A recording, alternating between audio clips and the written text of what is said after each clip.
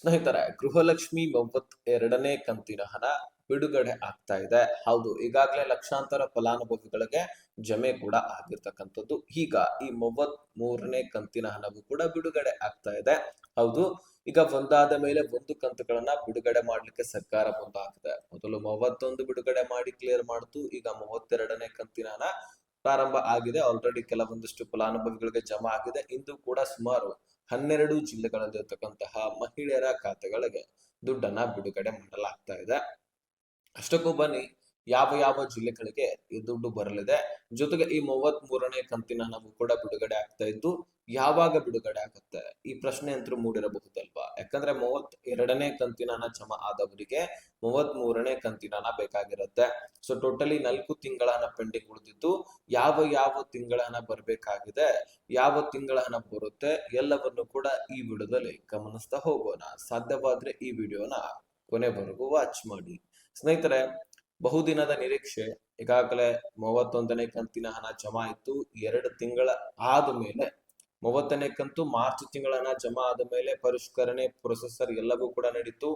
ಲಕ್ಷಾಂತರ ಫಲಾನುಭವಿಗಳನ್ನ ಹತ್ತತ್ರ 4 ಲಕ್ಷಕ್ಕಿಂತ ಹೆಚ್ಚಿನ ಗೃಹಲಕ್ಷ್ಮಿಯರನ್ನ ಈ ಯೋಜನೆಯಿಂದ ಹೊರಗಿಡಲಾಗಿತ್ತು. ಅದೇ ಕಾರಣ ಈಗ ಮತ್ತೆ ಗೃಹಲಕ್ಷ್ಮಿ ಯೋಜನೆಯಲ್ಲಿ ಸಾಕಷ್ಟು ಬದಲಾವಣೆಗಳಾಗಿದ್ದಾವೆ. ಯಾರು ಅರ್ಹತೆ ಹೊಂದಿರ್ತೀರಿ ಅವರಿಗೆ ಮಾತ್ರ ಈಗ ದುಡ್ಡು ಅಂತ ಸರ್ಕಾರ ಸ್ಪಷ್ಟಪಡಿಸಿದೆ. ಬಯೋಮೆಟ್ರಿಕ್ ಡಾಕ್ಯುಮೆಂಟ್ಸ್ ವೆರಿಫಿಕೇಶನ್ ಇದೆಲ್ಲವೂ ಕೂಡ ನಡೀತಾ ಇದೆ. ಸೊ ಇದು ಬರೀ ಗೃಹಲಕ್ಷ್ಮಿಯಲ್ಲಿ ಅಷ್ಟೇ ಅಲ್ಲ, ಈ ಗೃಹ ಜ್ಯೋತಿ ಯೋಜನೆಯಲ್ಲಿ ನಡೀತಾ ಇದೆ. ಜೊತೆಗೆ ರೇಷನ್ ಕಾರ್ಡ್ ನಲ್ಲಿ ಕೂಡ ನೀವು ಈ KYC ಮಾಡಬೇಕು ಅಂತ ಕಡ್ಡಾಯ ಮಾಡಿದ್ದಾರೆ.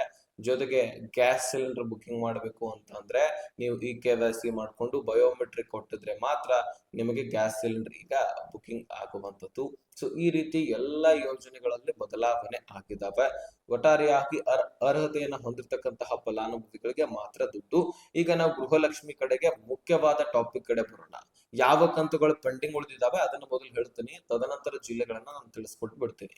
ಸ್ನೇಹಿತರೆ, 32ನೇ ಕಂತಿನ ಹಣ ಪ್ರಾರಂಭವಾಗಿ ಕೆಲವೊಂದಷ್ಟು ದಿನ ಆಯ್ತು.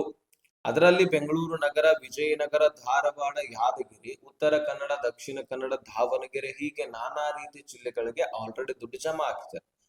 ಇವತ್ತು ಮತ್ತೆ ಸುಮಾರು 12 ಜಿಲ್ಲೆಗಳಲ್ಲಿ ಇರ್ತಕ್ಕಂತಹ ಗೃಹಲಕ್ಷ್ಮಿಯರ ಖಾತೆಗಳಿಗೆ ಜಮಾ ಆಗಲಿದೆ. ಅದಕ್ಕಿಂತ ಮುಂಚೆ ಯಾವ ಯಾವ ಕಂತುಗಳು ಪೆಂಡಿಂಗ್ ಉಳಿದಿದ್ವು, ಈಗ ಯಾವ ಕಂತುಗಳು ಕ್ಲಿಯರ್ ಆಗಿದೆ, ಇನ್ನು ಯಾವ ಕಂತುಗಳು ಬರಬೇಕು, ಇದನ್ನ ಶಾರ್ಟ್ ಅಂಡ್ ಸ್ವೀಟ್ ಆಗಿ ತಿಳಿಸ್ಕೊಟ್ಬಿಡ್ತೀನಿ.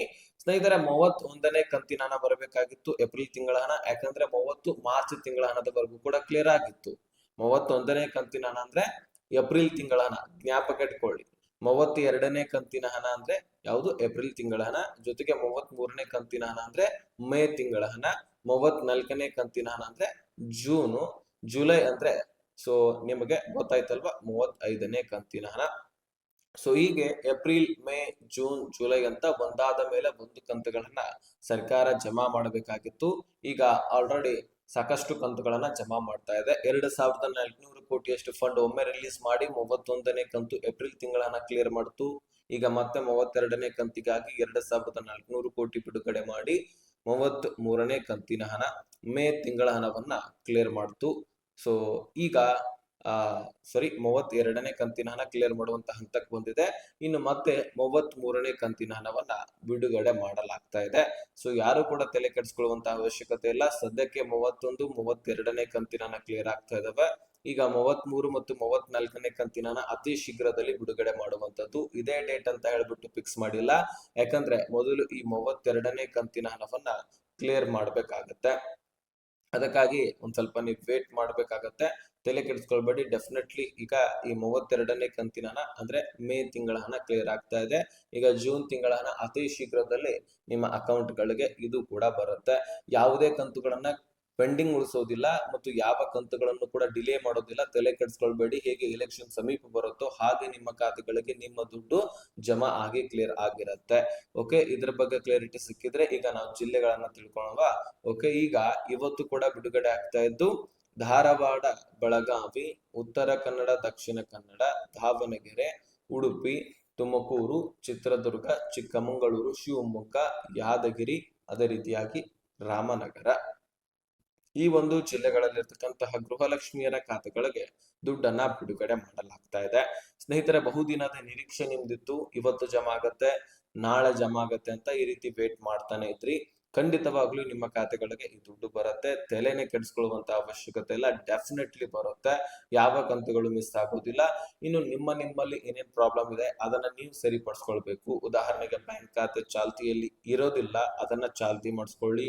ಅಥವಾ ಅಕೌಂಟ್ಗಳಿಗೆ ದುಡ್ಡು ಬಂದಿರತ್ತೆ, EMI ಕಟ್ ಆಗಿರ್ತಾವೆ. ನೀವು ಯಾವುದೇ ವಸ್ತುಗಳನ್ನ ಖರೀದಿ ಮಾಡ್ರಿ, ಬೈಕ್ ಆಗಿರ್ಲಿ, ನಿಮ್ಮ ಕೈಯಲ್ಲಿರುವ ಮೊಬೈಲ್ ಆಗಿರ್ಲಿ, PC ಆಗಿರಲಿ, ಅಥವಾ ಇನ್ನಿತರ ವಸ್ತುಗಳನ್ನ EMI ಮುಖಾಂತರ ಖರೀದಿ ಮಾಡಿರ್ತೀರಿ, ಆ ದುಡ್ಡು ಕಟ್ ಆಗಿರುತ್ತೆ ಮಂತ್ ಎಂಡ್ಗೆ, ನಿಮಗೆ ಗೊತ್ತಾಗೋದಿಲ್ಲ. ಅದಕ್ಕಾಗಿ ಟ್ರಾನ್ಸಾಕ್ಷನ್ ಕೂಡ ಚೆಕ್ ಮಾಡಿಸ್ಕೊಳ್ಳಿ. ಸೊ ಇದು ಆದ ಬಳಿಕ ಇನ್ನೇನೇ ಅಪ್ಡೇಟ್ಸ್ಗಳು ನಿಮಗೆ ಬೇಕಾಗಿದ್ರೆ ಡಿಸ್ಕ್ರಿಪ್ಷನ್ ಅಲ್ಲಿ ಇನ್ಸ್ಟಾಗ್ರಾಮ್ ಲಿಂಕ್ ಕೊಟ್ಟಿರ್ತೀನಿ, ಅಲ್ಲಿಂದ ನನಗೆ ಮೆಸೇಜ್ ಮಾಡಿ, ಖಂಡಿತವಾಗ್ಲೂ ನಾನು ರಿಪ್ಲೈ ಕೊಡ್ತೀನಿ. ಈ ಇನ್ಫಾರ್ಮೇಶನ್ ಎಲ್ಲ ಗೃಹಲಕ್ಷ್ಮಿಯರಿಗೆ ಶೇರ್ ಮಾಡೋದನ್ನ ಮರಿಬೇಡಿ.